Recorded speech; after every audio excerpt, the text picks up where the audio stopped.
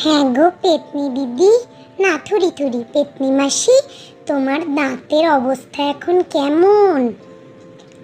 আমিও তো তাই জিজ্ঞেস করছি কখন থেকে, দেখো বলতেই চাইছে না। দূর দূর, এই দাঁড়া তো বাপু, বেশি কথা বলতে পারছি না।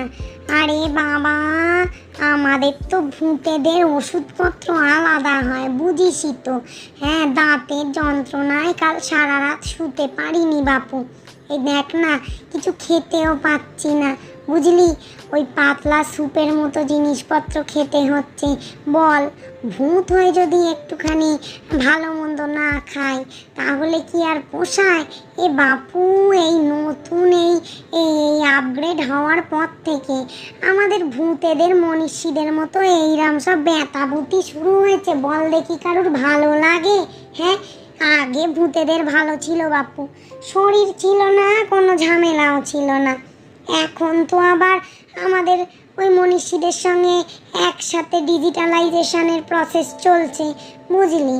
হ্যাঁ, তা মনীষীদের ঢালে নিজেদের ছাঁচতে গিয়ে, মানে ওই আর কি ছাঁচে ফেলতে গিয়ে আমাদেরও ধীরে ধীরে মনীষীদের ছোঁয়া লেগে যাচ্ছে। আরে বাবা, একটা ট্রান্সলুসেন্ট ভাবে যেতে হবে তো। হ্যাঁ, তো সেইভাবে মনীষীদের সঙ্গে ক্যাচ আপ করতে গিয়ে হ্যাঁ আমরাও সেই মনীষীদের মতো খানিকটা জিনিসপত্র পাচ্ছি, বুঝলি। এই যে দেখ না, এই আমার দাঁতের ব্যথা। আরে বাবা, ভূতেদের ডাক্তারদের কাছে গেছিলুম, তা তারা যা ফিরিস্তি দিল, হ্যাঁ আমি ভাবলাম একবার মনীষীদের ডাক্তারকে দেখাই। হ্যাঁ, তা ওই আমাদের ভূতেদের ডাক্তারের একজন বন্ধু আছে চেনা পরিচিত, বুঝলি। হ্যাঁ, সে বাপু ভূত ফুতে ভয় পায় না, সে মরার পরেও বন্ধুত্ব রেখেছে। আমি তার কাছে গেছিলুম, বলল আমার দাঁতটা বড় অপারেশন, বুঝলি। দাঁতটা কেটে করাত দিয়ে কেটে বার করতে হবে। ওরে বাবা রে, আমার তো শুনেই গা হাত পা ঠান্ডা হয়ে যাচ্ছে। হি হি, তুমি ভূত হয়ে ভয় পাও? ই বাবা, এমনি তো মরে গেছো, তোমার আবার কিসের ভয়? এই চুপ করতে, মরে গেছি তো কি আছে, দাঁতের ব্যথা করতে দেখছিস না? তার মধ্যে দাঁত তুললে ব্যথা করবে, তারা কি কিছু বুঝিস না নাকি? তোর বাপু, তোদের সাথে কথা বলতে আমার ইচ্ছে করছে না। এই না করো না, তোমার জন্য আমি না এই পাকা তেঁতুলের টক ঝাল মিষ্টি লজেন্স এনেছিলাম, খাবে নাকি? তা খেতে পারি। হ্যাঁ রে, শক্ত শক্ত হলে তো আবার দাঁত দিয়ে চিবোতে পারবো না। এখন তো ভালো মন্দ কিছু খেতে পাচ্ছি না, তুই তো জানিস আমি ওই মনীষীদের মতো একটু কটকটি ভাজা, তারপরে ওই মুগ কড়াই, হ্যাঁ তারপরে ওই যে কী সব বলে বাবা বল না, ওই যে সবুজ মটর, ওই সব খেতে ভালোবাসি। কড়মড় কড়মড় করে আওয়াজ হয়, চিবোতে খুব ভাল লাগে। কিন্তু আমি তো তা খেতে পাচ্ছি না বাপু, আমার মনটা বড্ড খারাপ জানিস। আচ্ছা, একটা কাজ করবি, মাথাটা বড্ড ধরে আছে রে দাঁতের যন্ত্রণায়, আমাকে একটুখানি চা করে খাওয়াতে পারবি? লিকারের কথা বলবি না, আমি কিন্তু টি লাভার, আমি কিন্তু বাপু দুধ চা ছাড়া খাই না। হ্যাঁ, কে যে যা বলে বলুক, দুধ চায়ের যত বদনাম করে করুক, আমি কিন্তু দুধ চা ছাড়া অন্য কোনো চা খাবো না, এই বলে দিলুম। হ্যাঁ, আমাকে একটু দুধ চা খাওয়াতে পারবি? হ্যাঁ, নিজের হাতে করে। হ্যাঁ হ্যাঁ মাসি, কেন খাওয়াবো না, দাঁড়া দাঁড়াও এক্ষুনি আনছি। তার সাথে পকোড়া, ডালের, চলবে নাকি? পকোড়া, দাঁতে ব্যথা, খাবো কি করে বল? আরে বাবা, কিছু হবে না, সামনের দাঁত দিয়ে খেয়ে নাও। এই যদি দাঁতে ব্যথা বাড়ে, দূর, দাঁতে ব্যথা বাড়লে ওষুধ এনে দেবো খুন। তুমি চুপ করে খাও দেখিনি। এই, তুই আবার নাকি সুরে কথা বলছিস কেন? আমাকে ভেঙাচ্ছিস বুঝি? না না, বুঝতে পারছো না? আরে বাবা, ওর গলাটা ধরে গেছে ঠান্ডায়, বুঝতে পারছো না? ঠান্ডা গরম, কালকে খুব কোল্ড ড্রিঙ্কস খেয়েছি, গলাটা একেবারে ধরে একেবারে এই জঘন্য অবস্থা আর কি, 12টা 5 হয়ে গেছে গলার, বুঝতে পেরেছো? হ্যাঁ হ্যাঁ, তুই তো দেখলাম কাল রাস্তায় আইসক্রিম খাচ্ছিলি, মিথ্যা কথা বলছিস কেন? শুধু তো বাপু ওই কোল্ড ড্রিঙ্কস খাসনি। তুমি কোথা দিয়ে দেখলে? এই কালকে আমি ওই দিক দিয়ে তো ডাক্তার দেখাতে যাচ্ছিলাম উড়ে উড়ে, আর তোকে দেখলুম তো তুই ওখানে দাঁড়িয়ে দাঁড়িয়ে আলফানসো খাচ্ছিস। হ্যাঁ, আমার জন্য তো একটু আনতে পারতিস। এই মরেছে, তোমার তো দাঁতে ব্যথা, তুমি একেবারে সত্যি বাচ্চা হয়ে যাও পেতনি দিদি। হ্যাঁ শোন না, বলছিলুম ওটা তো আর দাঁত দিয়ে চিবোতে হয় না, বল একটু শুরুত করে খেয়ে নেবো, নিয়ে আসবি আমার জন্য। তাহলে কিন্তু তোর মাকে বলে দেবো তুই আইসক্রিম খাচ্ছিলি। ওই দেখো দেখো গো, হ্যাঁ তুমিও আজকাল আমাকে ব্ল্যাকমেল করছো। আচ্ছা ঠিক আছে, এনে দেবো এনে দেবো। শোনো না, বল একটু আনবি না, কত ভালোবাসি তোদের। হ্যাঁ তোদের আমি এটা সেটা এনে রান্না করে খাওয়াই। পেতনি দিদির একটু দাঁতে ব্যথা হয়েছে, খাওয়ার ইচ্ছা হয়েছে, খাওয়াবি না বল? বলছি ও মাসি শোনো না, বিকেলে ফুচকা খাবে? হ্যাঁ ফুচকা শুনে তো বড় লোভ হচ্ছে, খাবো কি করে বল, দাঁতে তো ব্যথা। হ্যাঁ আরে ধুর, তোমার এক হয়েছে, ফুচকার ভেতরে তো থাকে জল ভরা, ওতে আবার ফুচকা তো সেই নরম হয়ে যায়, তোমার দাঁতে কিছু লাগবে না। চলো চলো বিকেলবেলা ফুচকা খেয়ে আসি। এই না না, বাইরে গিয়ে খাবো না, তোরা দুজন গিয়ে চুপি চুপি নিয়ে আসবি। আমার বর দেখতে পেলে আমাকে একেবারে তুলোধনা করে রেখে দেবে, দাঁতে ব্যথায় ফুচকা খাচ্ছে। এই কি গো গিন্নি, এই চলো তোমার দাঁতটা তুলি আনি। দাঁতে ব্যথায় তুমি টিকতে পারছো না, তুমি আবার বাইরে কেন বেরিয়েছো? হ্যাঁ তোমাকে আমি কখন থেকে খুঁজছি। হ্যাঁ এই তোরাও তো সব এখানে আছিস, কিরে ফচকে তুই পুটি, পুটি না তোর নাম যেন কি ভুলে গেছি বাবা। আচ্ছা আগে, আরে মেশো একটু তিষ্ঠ, দাঁড়াও জায়গায়। দূর বাপু, তুমি না বড় এসে তাড়াহুড়ো করো। আরে বাবা, পেতনি মাসির দাঁতটায় তো ব্যথা, এক্ষুনি কি করে তুলবে?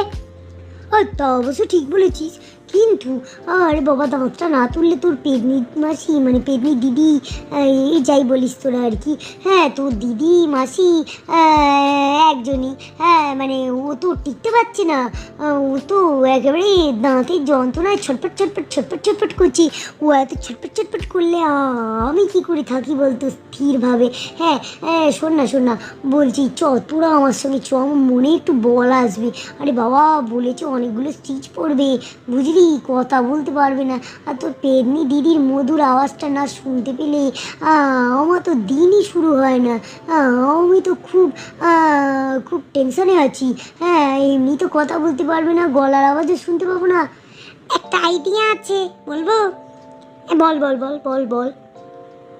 আরে বাবা ফোনে রেকর্ড করে রাখো, এখন আওয়াজটা যখন পেতনি দিদি বলতে পারবে না তখন ওটা শুনবে, তোমার ভাল লাগবে। এই আইডিয়াটা মন্দ নয়। আচ্ছা দেখছি দাঁড়া। বলছি শোন না, তোরা কি যাবি আমার সঙ্গে? তাহলে একটু মনে বল ভরসা হয় আর কি। যাবো বলছি তো, তুমি এত ভয় পাচ্ছ কেন? দেখো তো পেতনি দিদির হবে, পেতনি দিদির তো কোনো ভয় ডর নেই, তোমার এত ভয় কিসের? দূর হ, বড় ভয় পাও মেশো তুমি, জানো তো। হ্যাঁ আচ্ছা ঠিক আছে, ভয় পাবো না, তোরা আছিস তাহলে বলছিস। আর বলছি তো পেতনি দিদি কি খেতে চাইছিল যেন শুনলাম দূর থেকে? কিছু না যা, পেতনি দিদি আবার কি খেতে চাইবে দাঁতে ব্যথায়? সত্যি বলছিস? কিছু কিন্তু এনে খাওয়াবি না, বলে দিচ্ছি আমি, বুঝতে পেরেছিস? হ্যাঁ একে দাঁতে ব্যথায় টিকতে পারছে না, আবার নোলা ষোলো আনা, দূর হ। হ্যাঁ এই চলো গিনি চলো, দাঁতের ওষুধটা কিনতে যাবো তো, চলো। আরে বাবা তুমি দাঁতের ওষুধ কিনতে যাবে, তা আমি কি করবো? যাও না বাপু। আরে এ তো ইউনিভার্সাল প্রবলেম। হ্যাঁ কোথাও যেতে বললে যায় না, তুমি তো জানো যে আমি তোমার থেকেই টাকা পয়সা নিয়ে যাই। আরে বাবা আমরা বড়েরা যতই নাচানাচি করি না কেন, সংসারের চাবি, ঘরের চাবি, আমাদের চাবি, আমাদের ঘুড়িলাটাই সবই তো তোমাদের হাতে থাকে বলো, আমার কাছে আর কি থাকে? সবই তো তোমায় দিয়ে দিই আমি, আমাকে দেবে তবে তো যাবো। বাজার ব্যাগটা দেবে চলো। হ্যাঁ বাবা এখন তো আমি আর কিছু নিতে পারছি না, কি জানো আমার পিছন তখন আসছিল। হ্যাঁ তাই তুমি চোখ ঘুরিয়ে এদিক ওদিক দেখছো। আর দেখো তোমার বলাতে আবার ফচকে এদিক ওদিক চেয়ে দেখছে, ওদিকে পুঁটি এদিক ওদিক চেয়ে দেখছে। আমাকেও যেন কে মনে হলো তখন ডাকলো। হ্যাঁ, আমিও পেছন ফিরে দেখছিলুম আর কি।